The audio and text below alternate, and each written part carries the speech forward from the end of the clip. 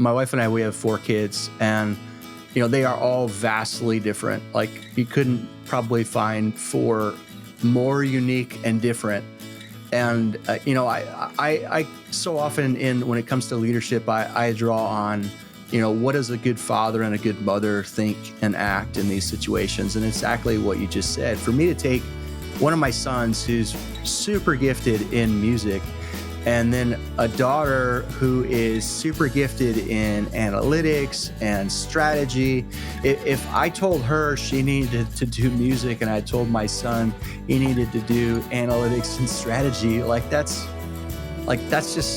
doesn't make any sense. I mean, it sounds even perhaps foolish to bring that up, but that's oftentimes what we do with when it comes to employees. We try and sort of cram a square peg in a round hole kind of thing, instead of actually looking at each person in who they are and find out how they can show up in a mutually beneficial way through choice. And if that's another role in the company, if that's a role outside of the company, or if that's them, changing with the new role, all of those are options. So ultimately, though, kind of going back to an earlier point, if we care about people to begin with, those things become obvious. Just the next step of how someone would act. But if you don't have that heart to start with, those become have to become intentional steps. So.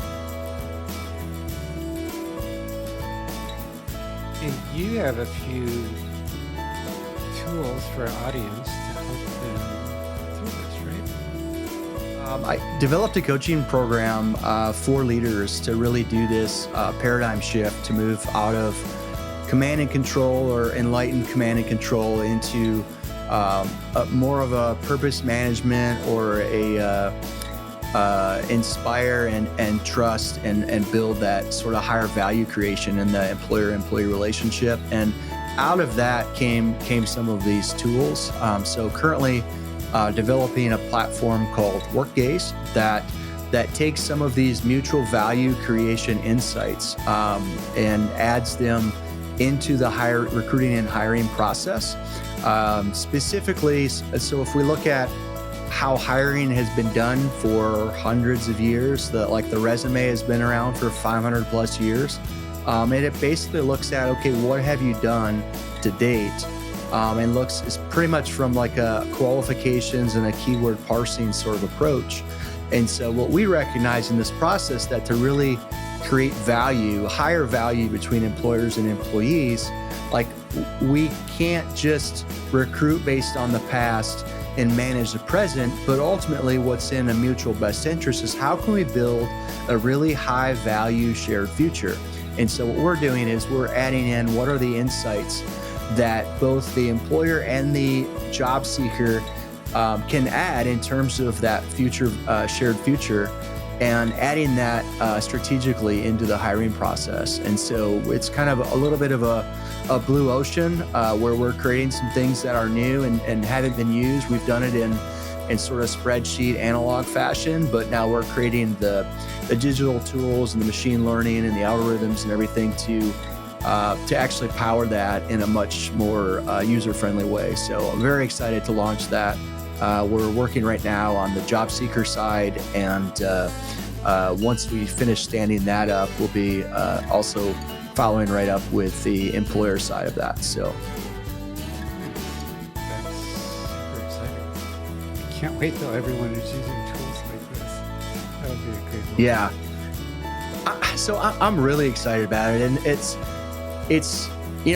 exciting because it's my own business, but that's actually not why it's most exciting. It's most exciting because my wife and I, we have 4 kids who are young professionals, are in college or just out of college, and I've worked with hundreds of other youth, and ultimately what I see is a world where we ask really difficult questions of this particular age group, like what do you want to be when you grow up? What do you want to do? And there's not, some do, but I'd say the majority don't have enough experiences and personal data to even really assess that. And so what we're doing is making something that's dynamic.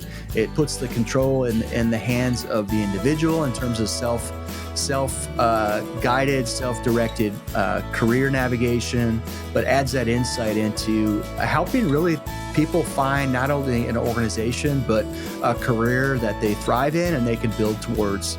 And without necessarily needing to have a PhD in being a career coach, can also come alongside them as a manager or someone in an organization and have those insights for that to be mutually beneficial in the workplace as well. So yeah, my goal is that there's no more meaningless work, and that we can genuinely help people thrive, both at work, because the spillover effect to homes and families and society, I think, imagine everywhere you go, people thoroughly invested in what they're doing, it bringing joy, and it's serving their interest of the future that they want to have. Like every place we go would be better for that.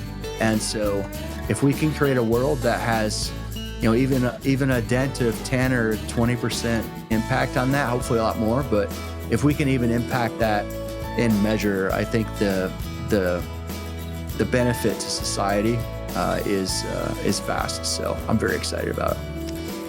Absolutely. I say it this way, that we should all, I want to be in a world where everyone is focused on doing the work that they love and divesting everything else to someone else. So whatever you don't want to do, there's someone who would love to do that for you. So don't do it yourself. Right. You're making them unhappy by not letting them do it for you. And you're making you unhappy by making you do it. Yes.